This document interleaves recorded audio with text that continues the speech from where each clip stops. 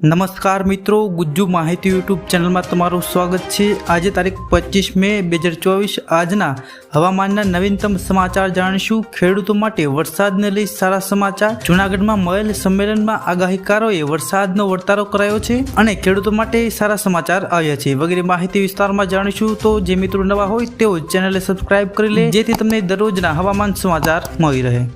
સૌપ્રથમ ગરમીની વાત કરીએ। હજુ 2 દિવસ ગુજરાતમાં ધોમ ગરમી પડશે। સાથે જ આજે અમદાવાદ સહિત 14 જિલ્લામાં ઓરેન્જ એલર્ટ આપવામાં આવ્યું છે। આવતીકાલે ગુજરાતના 14 જિલ્લામાં યલો એલર્ટ અપાયું છે। જ્યારે રાજ્યમાં અમદાવાદમાં આવતીકાલે ગરમી 46 થી 49 ડિગ્રી સુધી પડી શકે છે। વરસાદને લઈ સારા સમાચાર આવી રહ્યા છે। જૂનાગઢમાં યોજાયેલ વર્ષા વિજ્ઞાન પરિસંવાદમાં આગાહીકારોએ ગુજરાતીઓને ઠંડક આપે અને જગતને તાત ખુશ થાય તેવા સમાચાર આપ્યા છે। આગાહીકારોના મતે આગામી ચોમાસું 100 આની રહેશે।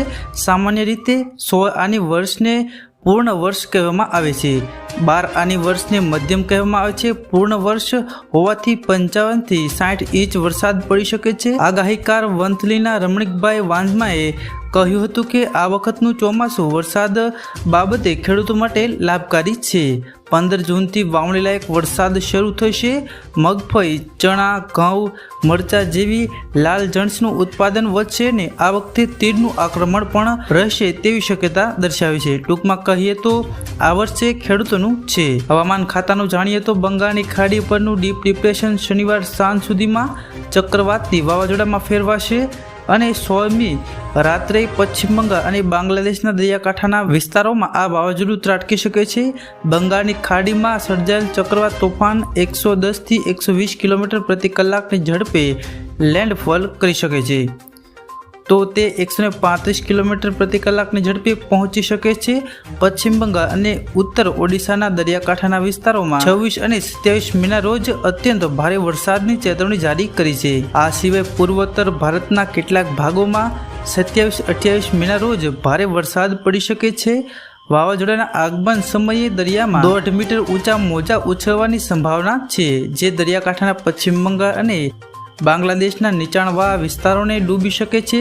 જેથી હવામાન વિભાગે માછીમારોને ચેતવણી આપી છે। તેઓ 27 મેની સવાર સુધીમાં બંગાળની ખાડીના ઉત્તર ભાગમાં જે દરિયો છે ત્યાં ન જવા ચેતવણી આપવામાં આવી છે। હવામાન વિભાગે પશ્ચિમ બંગાળના દરિયાકાંઠાના જિલ્લાઓમાં 26 અને 27 મેના રોજ રેડ એલર્ટ જાહેર કર્યું છે। અહીં કેટલાક સ્થળોએ ભારે વરસાદની પણ સંભાવના છે।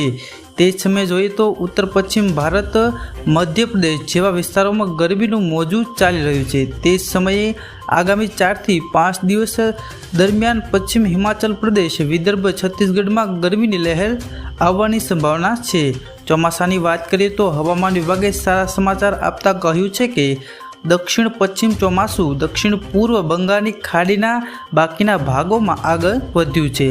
આ ઉપરાંત તે દક્ષિણ પશ્ચિમ અને મધ્ય બંગાળની ખાડી અને ઉત્તર પૂર્વ બંગાળની ખાડીના કેટલાક વધુ ભાગોમાં આગળ વધે તેવી શક્યતા છે। અને તે જાણીએ છીએ કે ચોમાસું 31 મેના રોજ કેરળમાં આવી શકે છે। ગઈકાલના હવામાનની વાત કરીએ તો પશ્ચિમ રાજસ્થાન, પૂર્વ રાજસ્થાન અને પશ્ચિમ મધ્યપ્રદેશમાં ગરમીનું મોજું જોવા મળ્યું હતું। જમ્મુ કાશ્મીર, લદ્દાખ, ગુજરાત, મધ્ય મહારાષ્ટ્ર, દિલ્હી, વિદર્ભ, હરિયાણા, ચંદીગઢ વગેરે પણ હીટવેવની સ્થિતિ જોવા મળી હતી। પશ્ચિમ રાજસ્થાનના ફ્લોદીમાં સૌથી વધુ તાપમાન 49 ડિગ્રી સેલ્સિયસ પર પહોંચ્યું હતું। દક્ષિણ પશ્ચિમ અને અડીને આવેલ પશ્ચિમ મધ્ય બંગાળની ખાડી પર રચાયેલ નીચા દબાણનું ક્ષેત્ર ઉત્તર પૂર્વ તરફ આગળ વધ્યું અને ગઈકાલે સવારે પશ્ચિમ મધ્ય અને અડીને બંગાળની ખાડી પર સ્થિત હતું। ભારતીય હવામાન વિભાગને ચેતવણી આપી છે કે ચક્રવાત પાછળ 26 મેની સવાર સુધીમાં પૂર્વ મધ્ય બંગાળની ખાડી પર રચાય તેવી સંભાવના છે। ત્યારબાદ તે લગભગ ઉત્તર તરફ આગળ વધશે અને 26 મેની સાંજ સુધીમાં તેવી તીવ્ર વાવાઝોડું તરીકે બાંગ્લાદેશ અને તેના નજીકના વિસ્તારોમાં દરિયાકાંઠે પહોંચશે, જેમાં પવન 100 થી 120 કિલોમીટર પ્રતિ કલાકની ઝડપે ફૂંકાઈ શકે છે। 8મી જૂને દરિયાઈ પવનો આવશે અને મેના અંત સુધીમાં અરબી સમુદ્રમાં હિલચાલ મચશે। ત્યારબાદ ચોમાસું ધીમે ધીમે આગળ વધશે। મતલબ કે અંબાલાલના મતે 8 થી 14 જૂન સુધી વરસાદની સંભાવના છે। મોન્સૂન સિઝનના બંગાળની ખાડીમાં પહેલું વાવાઝોડું આવી રહ્યું છે, તેનું નામ છે રેમલ રાખવામાં આવ્યું છે। હવામાન ખાતાનું માનીએ તો આ ચક્રવાત શનિવાર સવાર સુધીમાં તોફાનમાં ફેરવાઈ જશે। શનિવારની રાત સુધીમાં તે વધુ તીવ્ર બનશે અને તીવ્ર ચક્રવાત તોફાનનું સ્વરૂપ લેશે। હવામાન વિભાગનું કહેવું છે કે આ વાવાઝોડું રવિવારે મધરાતની આસપાસ સાગર દીપ અને ખેપુપારા વચ્ચે બાંગ્લાદેશ અને પશ્ચિમ બંગાળના દરિયાકાંઠા પર પાર કરી શકે છે। આ દરિયાએ તેની સ્પીડ 120 કિલોમીટર પ્રતિ કલાક સુધી રહેશે।